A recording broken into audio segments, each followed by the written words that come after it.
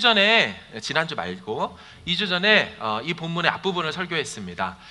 그러니까 에베소서 1, 2, 3장에 해당되어지는 하나님께서 창세전에 우리를 예정하시고 또 우리를 구원하시고 그래서 하나님 자녀 삼으시고 교회 되게 하시고 하나님 나라의 기업들을 유산을 다 상속하여 주시는 그 복을 주셨다. 너희 구원 받았다 라고 1, 2, 3장 말씀드렸어요.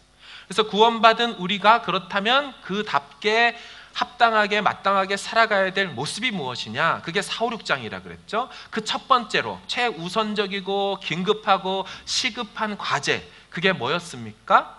성령이 하나 되게 하신 것을 힘써 지키는 삶으로 살아가는 것, 그게 바로 1, 2, 3장에 말한 구원받은 자의 합당한 삶의 첫 번째 모습이고 전체이다라는 것입니다. 자, 그럼 이걸 어떻게 하나 되게 하는 것을 지켜나갈 수 있다고 말했어요? 힘써 지키라 그랬죠. 그래서 우리가 힘쓰면 막 힘주면 됩니까? 아니죠. 그렇게 해석하면 안 된다 그랬죠. 몇 가지가 있었죠.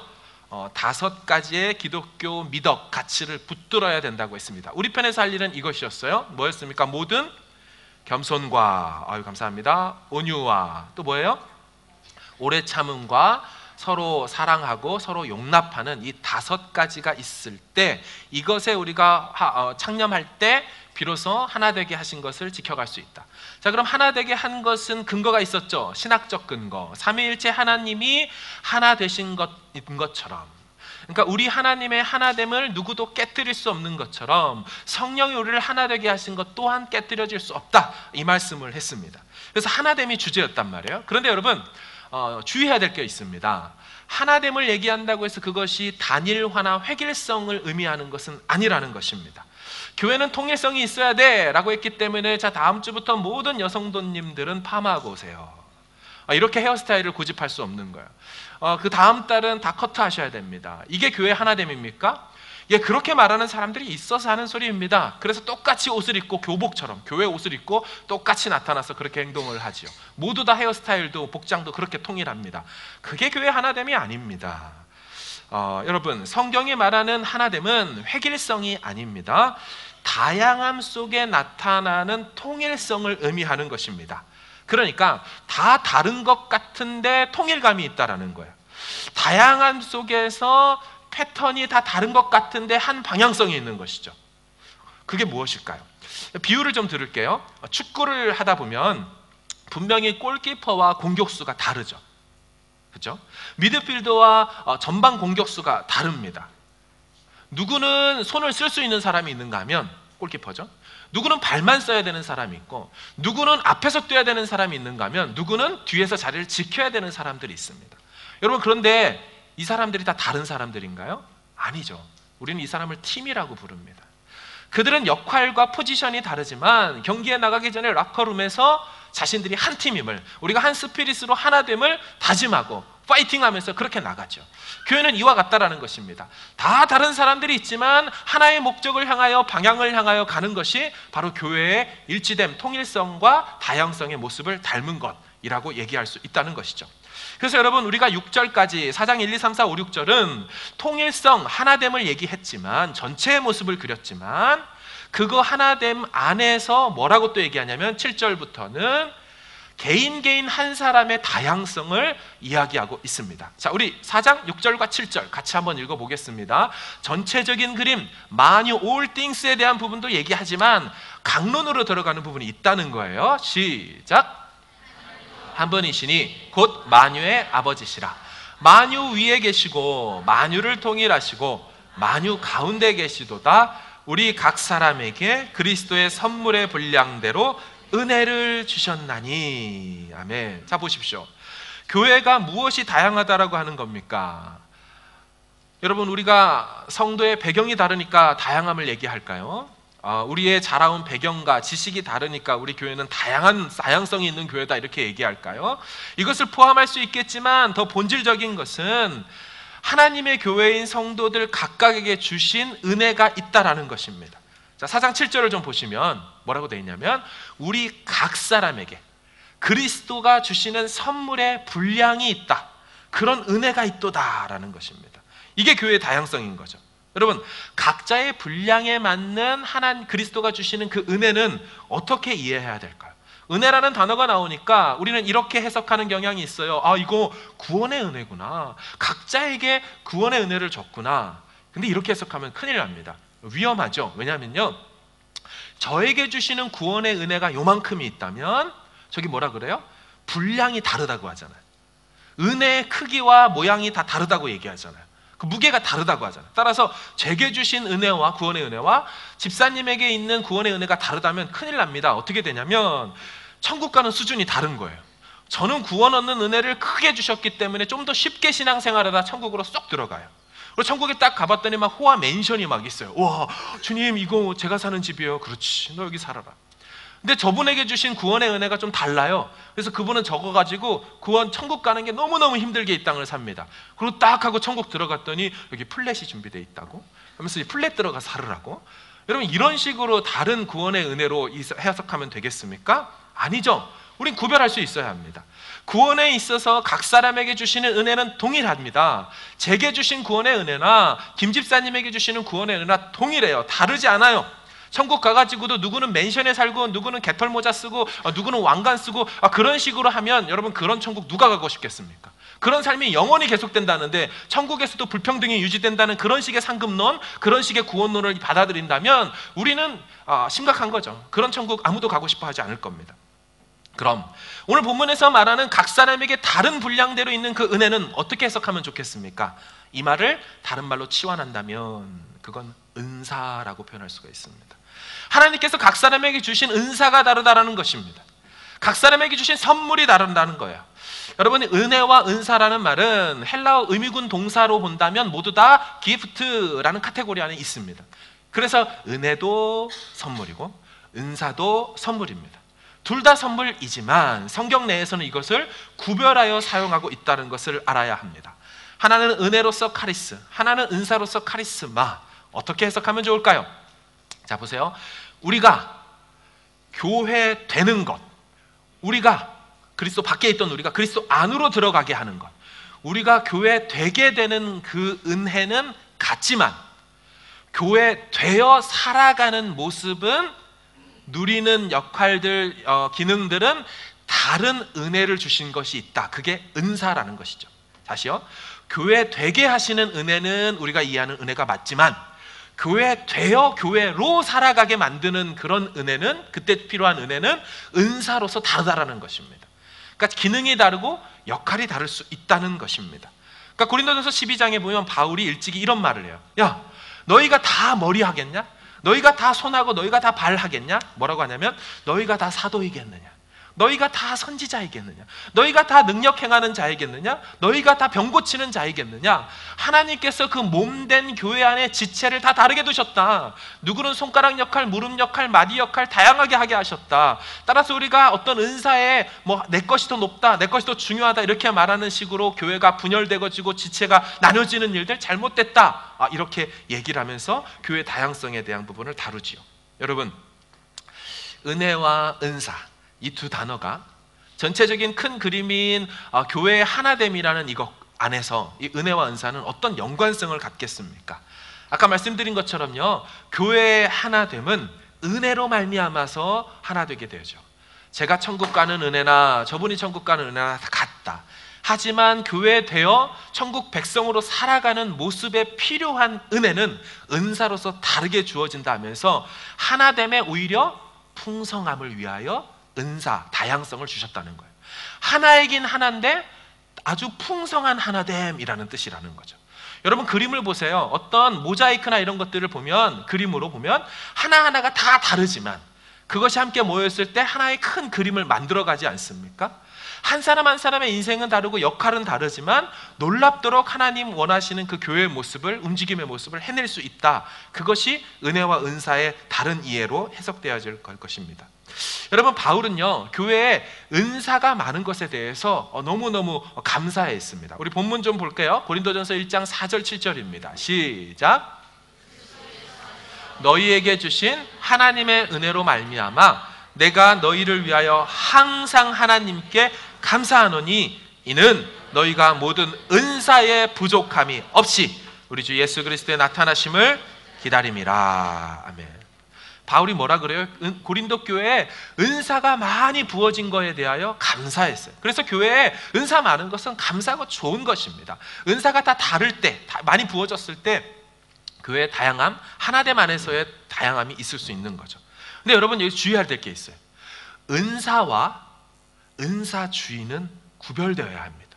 그러니까 교회는 은사적 공동체는 되어야 하지만 은사주의 공동체가 되어서는 위험합니다.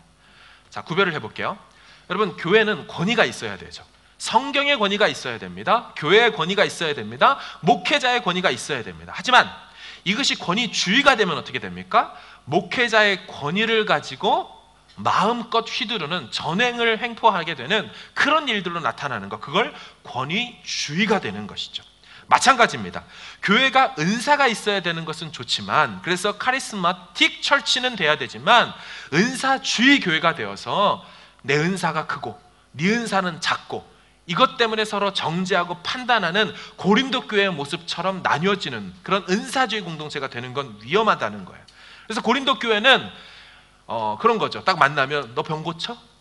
그럼 저쪽에서 말하죠. 넌 믿음의 은사는 있나? 너는 뭐 능력 나타나? 너는 지혜 은사 있어? 이러면서 자신이 받은 은사를 가지고 서로를 정죄하고 몸이 나뉘어져 버리게 된 것입니다. 여러분, 그렇게 되면 어떻게 됩니까? 결국 교만해질 수밖에 없고 신비주의 공동체로 전락해 버립니다. 그래서 내게 나타난 은사가 더 크다는 것을 현상적으로 나타내려고 교회가 분열되어지고 헛것을, 막 환상적인 것을 쫓아내고 막 이상한 것을 막 보고 듣고 나타내는 것에 창념하게 되는 일들이 일어나는 거죠. 그래서 은사적 공동체는 성경적인 교회이지만 은사주의 공동체는 이단으로 갈 확률이 매우 높습니다. 자, 그렇다면 우리는 은사를 어떻게 이해하면 좋겠습니까? 하나님이 원래 의도하신 은사를 주신 목적은 무엇이겠습니까? 첫 번째, 은사를 교회에 나타내는 방식, 그 은사가 왜 주셨냐? 그럼 그 은사는 어떻게 교회에서 발휘되고 발현되고 구현되어야 되느냐? 그것에 대해서 같이 볼 텐데요. 7절과 11절 말씀 같이 한번 읽어보겠습니다. 시작. 그리스도 선물의 분량대로 은사를 주셨나니 그가 어떤 사람은 사도로, 어떤 사람은 선지자로, 어떤 사람은 복음 전하는 자로, 어떤 사람은 목사와 교사로. 예, 감사합니다. 여러분, 왜 이 두 구절을 같이 봤냐면요, 이 두 구절이 같은 내용의 다른 표현입니다. 그러니까 우리 각 사람에게 그리스도께서 정하신 분량만큼 맞게 은혜를 주셨대요. 이 주셨다라는 헬라어 디도미 동사예요. He gave, 그가 주셨다. 그런데 11절에 보면 삼으셨으니라는 노란 글씨 있잖아요. 그것도 같은 디도미 동사입니다. 그가 주셨나니라는 거예요. 그러니까 주신 것이 어떻게, 그 은혜로 주신 것이 어떻게 11절에 주셨다고 나타나느냐? 그것은 직분들로 나타났습니다. 하나님이 교회에 주신 그 은사, 그것이 어떻게 교회 안에 나타나냐면 사도와 선지자와 복음 전하는 자와 목사와 교사라는 직분을 가지고 교회의 선물처럼 나타난 것이다, 이렇게 말하고 있는 것입니다.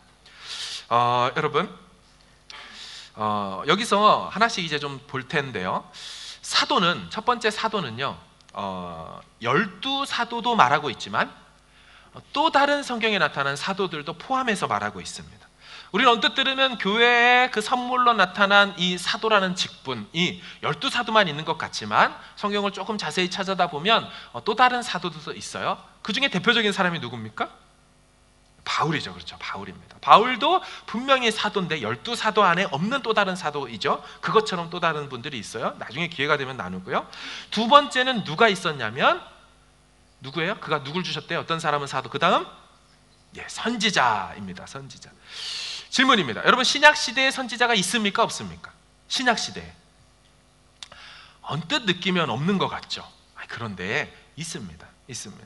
아직 그 당시 신약시대에는 신약이 다 쓰여져 있지 않기 때문에, 특별 계시인 성경이 다 기록되기 전이기 때문에, 종결되기 전이기 때문에 하나님께서 선지자를 통하여 계속 그 시대 가운데 말씀하셨습니다.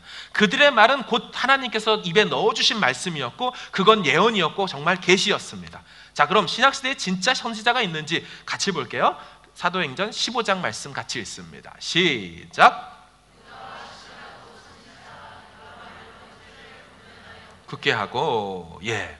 그럼 보시면 유다와 실라도 누구래요? 선지자를. 그러니까 사도행전 15장이면 예루살렘 공의회 장입니다. 예루살렘 총회가 열렸어요. 그래서 이방인에게 복음을 전할 때 할례가 꼭 전해져야 되냐, 해야 되냐, 안 해야 되느냐, 이건 얘기하는 조직 신학적 논쟁이 있는, 신학적 논쟁이 있는 그 장면에서 이미 바울은 1차 전도 여행이 끝나고 난 다음입니다. 그 시점에 선지자가 있어요, 없어요? 있다는 거예요. 여러분, 저 실라는 누구냐면, 여러분, 바울이 안디옥 교회에서 최초로 선교사로 파송받을 때 같이 갔던 전도 파트너, 선교사 파트너 누굽니까? 바울과 바나바였어요. 바울과 바나바. 그러는데 1차 전도여행 하고 왔다가 어떻게 됐어요? 둘이 싸웠죠. 누구 때문에? 바나바의 조카인 마가를 데리고 가냐, 이 마가복음의 저자인 그 마가를 데리고 가냐 마냐, 이것 때문에 서로 갈라서죠. 그래서 두 번째 2차, 3차, 4차 전도 여행의 동행 파트너로 누굴 택합니까? 실라를 데려가죠. 저 실라가 그 실라입니다. 예. 그러니까 바울의 두 번째, 세 번째 전도 파트너인 그 실라는 곧 신약시대 초대교회의 선지자였습니다. 그를 통하여 하나님 말씀을 전해주셨고, 그 선지자인 그들과 함께 바울은 그와 함께 전도여행을 떠났던 것입니다. 자, 그렇게 실라만 있느냐? 아니죠. 사도행전 21장 가보겠습니다. 읽습니다. 시작.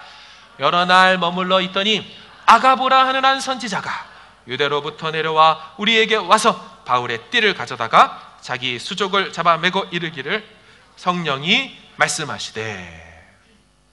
아가보라 하는 누가 있어요? 선지자가 있습니다. 그 선지자는 분명히 미래를 예언했습니다. 그래서 이제 예루살렘으로 들어가려고 하는 바울에게 이렇게 예언하죠. 선지하죠. 미래를. 자, 바울의 허리띠를 뺐습니다. 그리고 허리띠 뺏은 것을 자기의 손발을 다 묶어버립니다. 그걸로. 그리고 이렇게 예언하죠. 바울이요, 당신이 예루살렘으로 들어가면 이와 같이 이 띠의 임자에 대하여서 묶어놓고 고난과 핍박이 있을 것입니다. 바울은 얘기하죠. 그런 고난이 있어도 나는 들어갑니다 하고 정말 예루살렘에 들어가서 결국 감옥에 들어갔고, 결국 로마로까지 가는 전도여행이, 감옥 전도여행이 그렇게 시작되는 것이지요. 따라서 신약에도 누가 있어요? 선지자라는 직분이 있었고, 그 선지자는 말씀을 받았고 그걸 계시했고 그 말씀으로 백성들을 권면하고 위로하였습니다. 자, 세 번째, 하나님께서 교회에 주신 은사, 선물, 그 직분으로 어떻게 나타나십니까? 세 번째 누구예요? 사도 선지자, 복음 전하는 자였습니다. 복음 전하는 자, 유앙겔리스테스라는 이 헬라어 단어는 성경에 딱 3번밖에 나오지 않습니다. 오늘 본문 말고 다른 본문 같이 볼까요? 사도행전 21장입니다. 시작. 가이사라에 이르러 일곱 집사 중 하나인 전도자 빌립의 집에 들어가서 머무르니라. 아멘. 여기 전도자라고 번역되어 있지만 유앙겔리스테스, 똑같은 복음 전하는 자입니다. 여러분, 빌립 집사님을 아시죠? 사도행전 7장에 헬라파, 히브리파 과부의 구제 문제 때문에 교회의 사역을 위하여, 봉사회를 위하여 세웠던 집사님인 7 집사 중에 하나인 빌립. 그는 복음 전하는 자였습니다.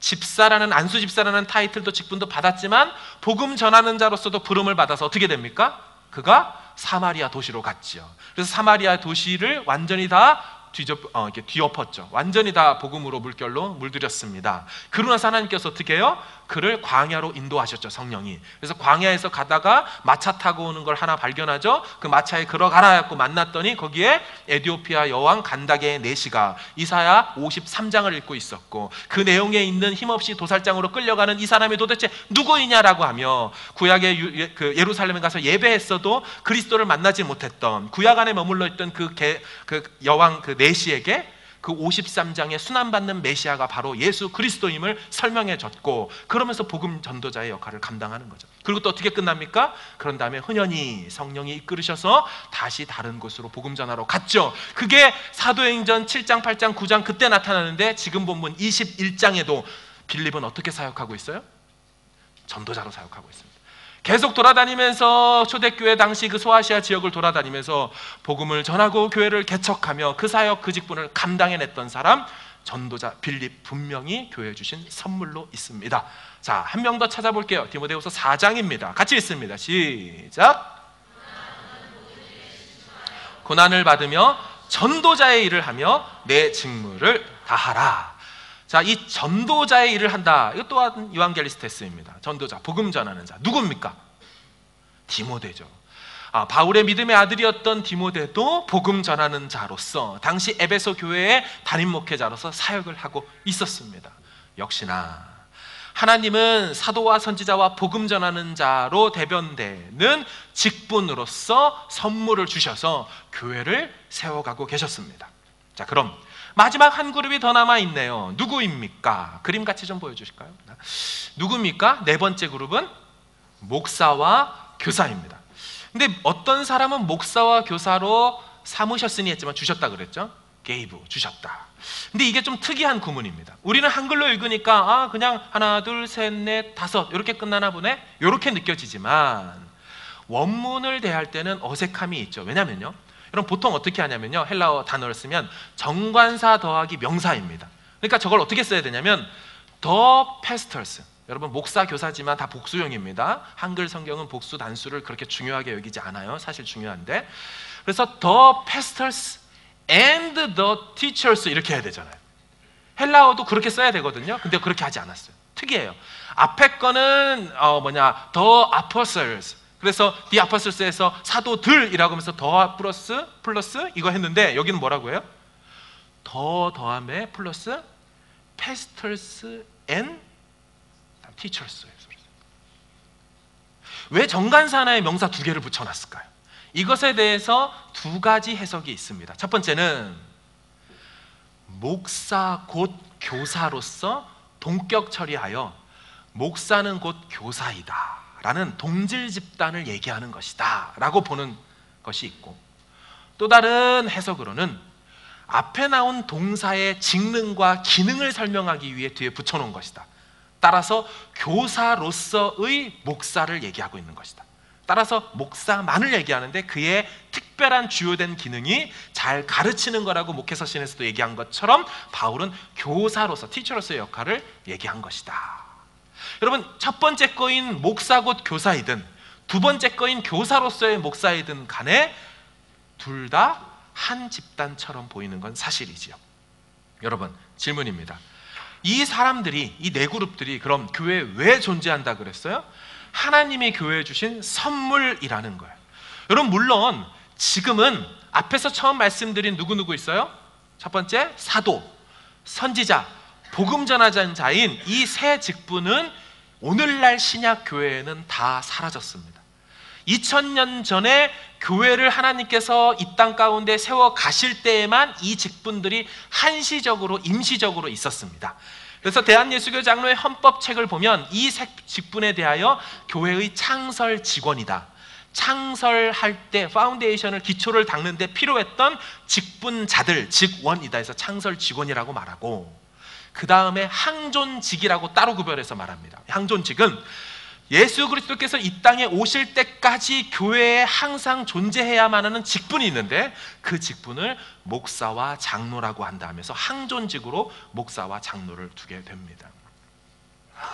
여러분, 그러면은 이 창설 직원인 이 세 직분은 없어졌지만, 사도, 선지자, 복음 전하는 자는 없어졌지만, 물론 지금은 복음 전하는 자를 없어도 된다는 뜻이 아니에요. 전도인이라는 임시 직원으로 따로 처리해서 사용합니다. 그분들은 교회가 설립된 다음에 나타난 존재로서 교회의 유익을 위하여 이 땅에 세운 존재들이죠. 어쨌든 전도인이 있어요. 그럼 요 세 직분은 없어졌다면 항존직인 목사와 장로, 어떻게 이해하면 좋을까요? 오늘 본문이 뭐라 그래요? 교회에 주신 누구다? 무엇이다? 선물이라는 거예요. 여러분, 제가 선물인 거 아셨습니까? 네가 선물이었냐? 선물 같지 않아 보일 수도 있겠죠. 예. 여러분이 이 하나님께서 우리 교회에 주신 선물인 우리 교육자들을, 목회자들을 마음에 들든지 아니 들든지 간에 하나님이 주신 건 어쩔 수가 없는 거예요. 하나님이 선물로 주셨어요. 제가 한국에서 사역할 때였어요. 새로운 담임 목회자가 오셨는데 그 담임 목사님이 이제 막 자기를 설명하고 있으니까 앞에 앉은 한 권사님이 이렇게 저한테 물어본 거예요. 목사님, 저 새로 오신 담임 목사님 학교 어디 나왔어요? 목사님 단국대 나오셨습니다. 그러니까 이분이 에이, 지방대네. 그래서 제가 딱 그 소리를 듣고, 권사님, 방국대도 좋은 학교입니다. 그리고 목회자는 부르심이 중요합니다. 꼭 서울대 나왔다고 목회를 잘하고 하는 그런 거는 아닙니다. 목사님 어디 학교 나왔어요? 저는 충남대 나왔습니다. 충남대 나온 목사님이 할 말은 아니다, 이렇게 얘기를 하시더라고요. 서울대를 들어갔어야 돼요, 이 말을 위해서. 아니면 서울대 나온 목사님 옆에 있었든지 간에 그분이 얘기해야 권위가 쓰는데 이 권위가 뚝 떨어졌어요. 그분이 인정하든 안 하든 그분의 마음속에 뭐가 있어요? 목회자가 목회자 되는 건 학력이라고 보는 거예요. 그래서 서울대와 하버드를 나오면 훨씬 더 목회를 잘하고, 지방대와 전문용어로 핫바리 대학을 용서하세요, 그런 대학을 나오면, 지방대를 나오면 훌륭한 목회를 못한다? 그럼 바울이 일단 신학교를 안 갔는데 어떡하죠? 예수님이야말로 학력이 없는데 어떡하죠? 그러니까 교회에 선물로 주신 직분에 대한 이해가 없으니 그저 새로운 담임 목회자의 학력을 가지고 운운하는 것입니다. 여러분, 우리가 그런 식으로 꼭 생각하지 않더라도 우리는 믿음으로 이 성경을 통하여 받아야 될 게 뭐냐? 하나님께서 교회에 선물로, 기프트로, 카리스마로, 카리스마타, 복수형으로 선물들로 누굴 주셨어요? 목회자를 주셨어요. 그래서 목회자를 선물로 받으셔야 합니다. 자, 그럼 왜 이 선물을 교회에 주셨을까요? 이 은사 주신, 선물 주신 목적이 무엇일까요? 그것을 알아보려고 12절을 같이 읽겠습니다. 시작! 봉사의 일을 하게 하며 그리스도의 몸을 세우려 하심이라. 아멘. 여러분, 이는이라고 성경에 참 많이 나오는데 제가 세 가지로 나눠서 해석하면 좋겠다라고 얘기했죠. 그게 뭐냐면, 첫 번째 이는은 this is에서 앞의 내용을 받아 요약하려고 재진술할 때 쓰는 이는이고, 두 번째 이는인 것은 because입니다. 왜냐하면으로 해석되는 거고, 이게 제일 많고요. 세 번째 이는은 목적 for입니다. 무엇을 위하여, 이것은 이런 목적 때문이다 얘기할 때, 이런 목적을 위함이다 할 때 쓰는 거예요. 저본문의 이는은 가르라는 헬라어 이유 접속사가 아니라 프로스라는 목적 전치사를 쓰고 있습니다. 그러니까 왜 어떤 목적으로 줬느냐? 성도를 온전하게 하기 위해서, 봉사일을 하기 위해서, 세 번째 그리스도의 몸을 세우기 위해서. 우리 화면 좀 띄워주실까요? 목회자가 할 일을 이렇게 보는 것이죠. 여러분, 이 구절 해석이, 12절 구절 해석이 정말 중요합니다. 이 구절 해석 때문에 교회론이 달라지기 때문인데요. 자, 보십시오. 목회자가 할 일이 뭐라고 돼 있어요? 성도를 온전하게 하는 거, 봉사의 일을 하는 거, 그리스도의 몸을 세우는 거. 여러분, 이렇게 만약 해석을 해서 받아들인다면 저 구절을, 그러면 교회의 일반 성도님들은 무슨 일을 하죠? 성도를 온전하게 하는 것도 목회자가 하고, 봉사의 일을 하는 것도 목회자가 하고, 그리스도의 몸을 세우는 것도 목회자가 한다면 성도들은 뭘 하죠? 저렇게 이해한 집단들이 있지요. 천주교가 그랬습니다. 일부 다른 교회론을 갖고 있는 자들이 그렇게 해석했습니다. 다분히 성직자 중심적인 해석이죠. 교회는 특별한 사역자들만 일하는 곳이다라고 해석하는 것입니다. 따라서 저 해석에 의한다면 성도들은 그리스도의 몸을 세우기 위해서 할 것이 아무것도 없습니다. 여러분들이 헌신할 것도 없습니다. 부르심도 없습니다. 은사도 필요 없습니다. 그저 여러분들은 오셔서 헌금만 내고 가시면 됩니다. 그게 천주교였습니다. 그러나 원문의 구조를 좀 볼까요? 다음 페이지를 보시면, 사역자를 선물로 주셨는데 무엇을 위하여? 무엇을 위하여? 첫 번째, 대전제는 성도를 온전하게 위하여 주셨는데, 그 성도를 온전하게 하는 것은 그 다음 거의 결과로 나아가야 된다는 거예요. 투, 뭐예요? 봉사의 일을 하게 만들 수 있어야 된다는 거고, 그럼 봉사의 일을 하게 만듦으로 어떤 결과로 또 투 나가야 돼요? 그리스도의 몸, 교회를 세워가는 일로 나가야 된다는 거예요. 자, 그럼 보시면, 첫 번째, 그 성도를 온전하게 한다는 게 무슨 뜻일까요? 헬라어 카타르티스모스라는 저 단어는 성경에 여기에서만 딱 한 번 등장하는 단어입니다. 무슨 뜻이냐? 퍼펙트하게 만들어간다는 뜻이 아니고요, equipping이란 뜻입니다. 구비되고 준비되게 한다는 거예요. 성도들이 그 다음 것을 위하여 준비되고 구비되게 하기 위하여 목회자들은 그거를 준비시켜줘야 된다. 그들을 그런 식으로 할 수 있도록 성숙시키고 성장시켜줘야 된다. 이것을 말하고요. 두 번째, 그로 인하여 그럼 성도들, 구비되고 준비된, 이퀴핑된 성도들은 뭐 하는 것으로 나아가야 되느냐? 섬김의 일을 해야 된다는 거예요. 여러분, 봉사라고 번역한 단어는 영어로 서비스나 혹은 미니스트리, 원문에 가까운 건 waiting at table입니다. 그러니까 식탁 앞에서, at table 앞에서 waiting, 기다리고 있는 자들입니다. 원문의 의미는 먼지를 뒤집어 쓰고 식탁 옆에 서서 주인의 시중을 들고 있는 사람, 그게 디아코니아 라는 섬김, 봉사라는 뜻이고, 그 모습을 닮은 사람들 해서 집사인 디아코노스라는 사람 명사가 나온 것입니다. 따라서 집사로서 살아가길 원한다는 거예요. 주인이신 그분께서, 예수님께서 명령하실 때, 혹은 그분에게 필요하다라고 여겨지는 일들이 있다면 성도들은 뭐 해야 돼요? 그 옆에서 자신의 인격을 내려놓고 자기 자신을 부인하고 그분의 뜻에 맞춰서 순종하며 살아갈 수 있도록 목회자는 성도들을 그렇게 만들어줘야 된다. 여러분, 이게 무슨 얘기냐면 성도들로 하여금 하나님 앞에 섰을 때 할 말 있는 인생이 되게 해야 된다는 거예요. 여러분 생각해 보세요. 여러분들에게, 여러분 교회 나와서 할 일이 아무것도 없어요. 우리만 다 하면 돼요. 자, 목회자 찬양대 세워놓고 여러분들 찬양 안 해도 돼요. 여러분 그냥 들으시면 돼요. 찬양은 전문 사역자인 찬양 목사님들 쫙 세워놓고 이분들이 찬양하면 돼요. 이렇게 하고 여러분 헌금만 내면 돼요. 우리가 다 사역합니다. 우리를 위해서 페이를 지불하십시오. 이렇게 해놓으면 어떻게 돼요? 여러분들은 가서 삶 가운데 하나님을 위해서 살아가는 방식이 무엇이고 어떻게 해야 되는지 하나도 살 수 없고, 나중에 그런 식으로 살다가 하나님 앞에 쓰면 어떻게 돼요? 칭찬받을 게 뭐가 있어요? 상급이 어디 있고 하나님의 인정이 어디 있습니까? 할 말이 없는 거예요. 그렇게 살지 않도록 하기 위하여 목회자가 있고, 그렇게 살도록 우리가 도와드리고 그 역할을 하는 게 우리 목회자의 모습이라는 것입니다.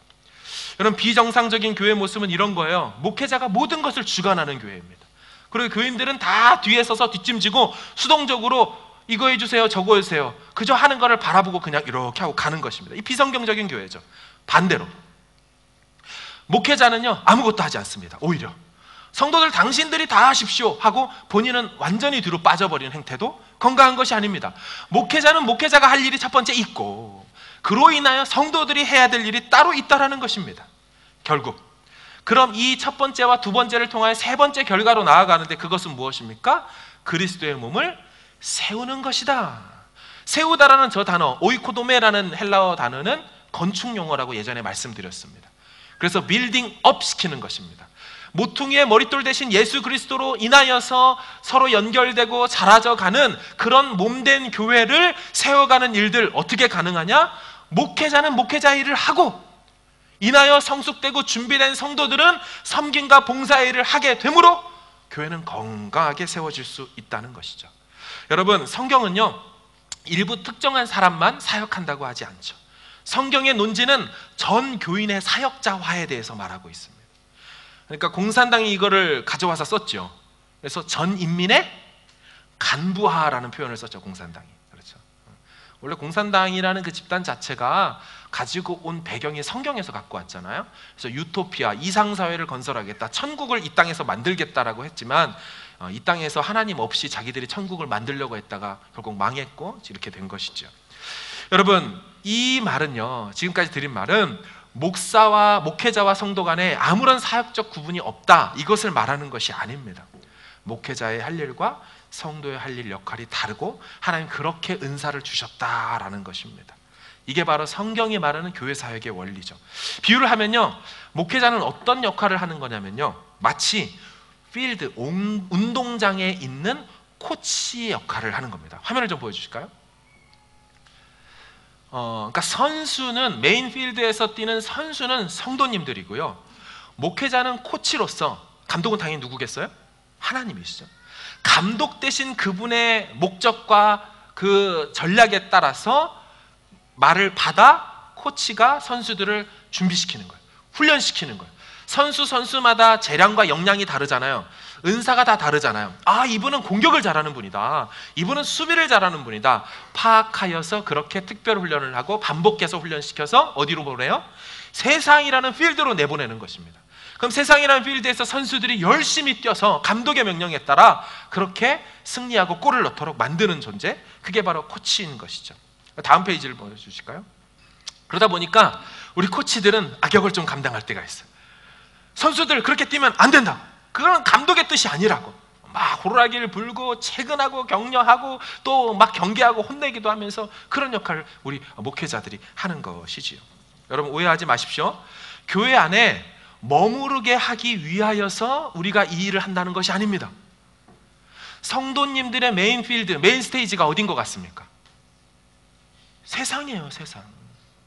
지금 열심히 사역하고 봉사하고 섬기십시오라고 딱 했을 때, 또 열심히 밥지르라고 하는 거구나, 열심히 설거지하라는 소리구나, 이렇게 들으면은 아니 됩니다.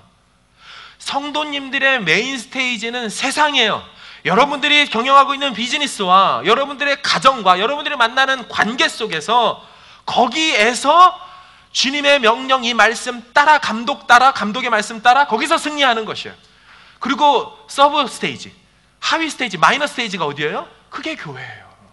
훈련소에 와가지고는 훈련 받고, 교회는 훈련소예요. 병원과 같아요. 다치고 상처받은 것들 다 여기 와서 치료하고 메인 스테이지로 나가는 것이죠.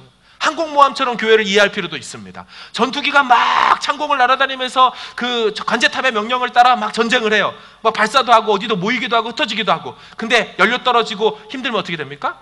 다시 항공모함으로 돌아오죠.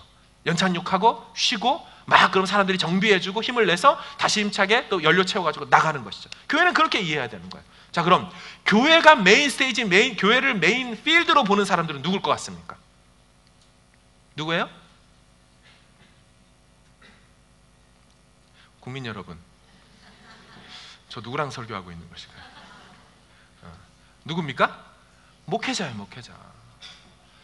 교회가 메인 필드라고 생각하고 교회에서 살고 교회에서 열심히 막 뛰면서 사람들이 막 일주일에 한 번씩 오면은 막 이 차 왔네, 저 차 왔네, 저 비행기 왔네, 이 비행기 왔네, 막 격려하고 뭐하고 파악하고 또 막 파송해서 보내고, 그게 목회자의 주된 일이에요. 여러분, 저는요 사실 목회자가 돼서 쭉 지내오면서 어떤 생각이 있냐면, 코치의 역할도 감사한데요, 때로는 솔직한 중심의 마음으로 성도님, 선수인 성도님들이 부러울 때가 있어요. 저 세상에서 정말 믿지 않는 사람들을 만나고 연약한 사람들을 만나고 수많은 사람들을 만나가면서 복음을 전하고 영향력을 끼치고 좋은 모델이 되어주고, 나도 저렇게 좀 살 수 없을까. 그래서 솔직히 말씀드리면 이게 그만두고 갈까 할 정도도 여러 번 생각했습니다. 그 정도로 저는 선수들이 겪는 누리게 되는 그 영광이 정말 부러울 때가 있었어요. 다음 화면 보여주세요. 여러분 2002 월드컵을 아실 거예요. 4강 신화를 이루었던 저 선수들, 여러분 정말 수많은 허다한 무리들이 히브리서의 말씀처럼 하늘과 같이 구름과 같이 많은 허다한 무리들이 하늘에서 막 격려하고 박수쳐요. 믿음의 경주를 하고 있는 성도들을 향하여 막 박수칠 때 그 필드에 나가 있는 선수들을 얼마나 영광스럽습니까, 선수들이. 근데 코치들은요 벤치에서 저들을 응원하고, 넘어지고 이러면 다시 일어나라고 막 격려하고 소리치고, 물론 감독도 하지만, 감독이신 하나님도 우리에게도 말씀해 주지만 목회자인 우리들도 막 격려하고, 라카룸의 중간 하프타임에 들어오면 막 세워주고, 어디 문제가 되지는 않는지 감독님한테 얘기해주고, 얘 좀 빼주라고, 쉬게 해달라고. 그런 역할을 우리가 할 때 때로는 저런 모습을 보면 성도님들은 너무 부러울 때가 있어요. 정말 나도 저렇게 살고 싶은데. 그래서 전도하라고 할 때 제일 힘든 게 뭐냐면, 만나는 사람이 없어요. 우리가 만나는 사람이 때론 부럽습니다. 그래서 만나는 사람이 없으니까 제가 미용실에 가서 저로 전도합니다. 거기는 계속 한 달에 한 번씩은 가니까 가가지고 하죠. 그래서 미용실 전도가 정말 잘 돼요. 잘 자르신다고, 막 호소비처럼 해놔도 잘 자르신다고 막 이렇게 얘기하고. 전교회에서 정말 나오셨어요. 정말로 김밥집 아주머니인데 정말 부부가 다 교회 나오셨어요. 계속 나오는 건 아니지만 본인 김밥, 이거 온 거에 없는데, 본인 김밥을 일요일마다 납품하는 그 교회가 있는데, 대량으로 그 교회에서 오라고도 안 가는데, 이건 좀 다른 거네. 미용실이 아니네요. 지금 두 가지 제가 두 집을 전도해가지고 헷갈렸습니다. 원고 없다 보니까 이래요. 주여. 그래서 김밥 아줌마도 계속 점심 먹으러 가가지고 전도했고요. 그다음에 미용실, 우리 청년 애네 엄마인데 그 개업할 때 막 가가지고 또 하고, 그래서 마지막으로 머리 잘라달라고 하면서 이발해달라고 왔죠. 그래서 여기 와서도 연락이 왔어요. 해피데이 전도 축제 때 엄마 또 오셨다고. 계속 교회 오는 거에 1년에 더 잦아지고 있죠. 그러니까 그렇게 살아가시는 성도님들 모습 보면 그래서 막 전도회도 데리고 오고, 막 사람들 막 돌보고, 목장에서 돌보고 세워가고 하는 일 보면 막 부러운 거예요. 나도 저렇게 선수처럼 뛰고 싶다. 여러분, 평신도라는 말 아시죠? 이 말이 다분히 천주교적인 말입니다. 이 평신도는 꼭 특신도가 있는 것처럼 얘기를 해주는 거 아닙니까? 평범하고 아주 일반적인 믿는 자들이 있는가 하면 특별하게 믿는 자들이 따로 있다라는 뉘앙스로 줘. 이게 잘못된 것입니다. 천주교적 표현이에요. 여러분, 아브라함, 그 사람 직업이 뭐였습니까? 유목민이었어요. 유목민. 노마드 유목민이었어요. 양치기, 소치기, 염소치기 하던 그분이 아브라함이었어요. 일반 세상 직업이었어요. 이삭과 야곱은요, 그도 유목민이고 농경인이었습니다. 농부였어요. 우리가 대단하게 생각하는 요셉, 그도 뭐였어요? 공무원이었어요. 이민 나온 나라 이집트라는 다른 나라 가가지고 그 나라 총리하는 공무원으로 살았어요. 모세는요, 그도 이집트의 왕이었고요, 유목민으로 살다가 미디안으로 와서 나중에 부름받아 신학교 간 사람처럼 된 거죠. 여호수아는요, 그 사람 직업군인입니다. 전쟁에서 나가는 직업군인. 사사들, 삼손이랑 이런 사람들 뭐예요? 다 농업인이었다가 하나님께 부름받아 쓰임받은 사람이에요. 다윗은요, 목동 양치기였습니다. 세속 직업을 갖고 있었어요. 그러다 부름받아갖고 또 왕이라는 공무원으로 살아갔습니다. 히스기야, 요시야, 다니엘 국무총리 공무원이었어요. 신약은 어떨까요? 바울도 텐트 메이커였어요. 화면 볼까요? 사도행전 18장에 보면 바울의 직업을 얘기해요. 뭐냐면 천막 만드는 일을 했습니다. 텐트 메이커였어요. 그도 천막을 만들었습니다. 여러분, 천막을 그 당시 왜 만들었냐면 캠핑 가려고 만들지 않고, 당시 로마 시대였잖아요. 로마 군인들이 어느 지역으로 가서 주둔할 때 이 천막을 가지고 막사를 지은 것입니다. 그거 하려고 한 거죠. 당시에는 캠핑 문화가 없었으니까. 그러니까 바울도 세속 직업을 가졌고 브리스길라와 아굴라도 세속 직업을 가지고서 열심히 하나님 나라를 섬겼습니다. 12제자들 그들 다 어부하고 세리라는 세속 직업 속에서 하나님께 부름을 받았습니다. 여러분, 성경에는 목사, 제사장, 선지자보다 세속 직업을 갖고 세상 속에서 영향력 있는 하나님의 사람들이 훨씬 더 많습니다. 3분의 2가 다 세상 속에 살아갔던 멋진 평신도 그리스도인이었습니다. 지금 얘기하고 싶은 게 뭡니까? 우리는 우리 할 일이 있어요. 우리는 말씀 가지고 성도 한 사람 한 사람을 든든하게 세우고 코칭할 것입니다. 멘토링할 것입니다. 여러분들의 목장 보고서를 보면서 일주일 내내 기도하고 힘들면 전화하고 찾아가서 위로하고 말씀으로 세워가는 일을 할 거예요. 그러면 여러분들은 무엇 해야 됩니까? 여러분들의 주무대인 세상 속에 나아가서 하나님께서 주신 영혼들, 나 왜 이 직장을 허락하셨습니까? 하나님 왜 내게 이 사업을 하게 하셨습니까? 그 이유를 분명히 깨닫고, 이 남편을 만난 목적, 이 아내를 만난 목적, 우리 아내가 어릴 적부터 있던 상처가 있고 아픔이 있고 신앙의 성장함이 없다면 내가 붙어서서 하나님께서 우리들을 하나 되게 하셨으니 신앙으로도 하나 되게 하고 내가 이를 돕고 같이 함께 기도하면서 세워가자. 하나님께서 내게 자녀를 주신 것은 그냥 나중에 잘 먹고 잘 키워가지고 내 나중에 연금 노후 보험처럼 너 나중에 돈 벌면 나한테 갚아내라 이러려고 키운 겁니까? 아니지요. 세대를 이어서 기독교를 전수하고 주님 오시는 그날까지 우리의 한 텀, 요 한 마디, 그 다음 스텝, 딱 이 두 스텝 그거 감당하게 하려고 아이를 주셨고, 그래서 아이들을 제자 삼기 위하여 우리에게 붙여주신 거예요. 네 삶으로 보여줘라. 네가 어떻게 하나님을 섬기는지 가정에서 보여줘라. 그래봤자 20년이 안 돼요. 학교 가버리니까 많은 시간을 보내지 못해요. 그럼에도 그 시간을 의미 있게 사용하면서, 내가 이 일에 부름받았구나. 내가 그래서 훈련받아야 되는구나. 내가 정말 구비돼야 되는구나. 아무 생각 없이 교회 왔다가 그냥 가면서 헌금 내면 내가 충분히 다 한 것처럼 생각한다면 우리는 종교개혁이 안 일어나는 거예요. 우린 종교개혁 속에 없는 자들입니다. 종교개혁이 무엇입니까? 만인 제사장, 전신자 제사장을 일으켰잖아요. 그들은 얘기했죠. 사제들만 하나님 앞에 나아갈 수 있다. 사제들만 하나님 앞에 제사장으로 나갈 수 있다. 너희들은 못 나간다. 우리 통해서만 나가야 된다. 다분히 구약적이죠. 어떻게 됐어요? 종교개혁자들이 전신자, 모든 신자들도 다 하나님 앞에 예수 이름으로 나아갈 수 있다. 근데 여기서 머무르면 안 됩니다. 전성도 사역자가 되어야 됩니다. 내가 사역자구나. 내게 허락하신 필드가 세상이구나. 가정과 사업, 내가 만나는 수많은 관계 속에 하나님께서 내게 원하신 바들이 있구나. 그래서 교회에서의 신앙과 이 믿음과 우리의 삶의 생활이 유리되지 않은 진짜 신앙 생활로서 하나 되어 하나님 앞에 살아가는 그 모습, 그걸 위해서 우리가 있는 것이고 여기 교회에 있는 것이죠.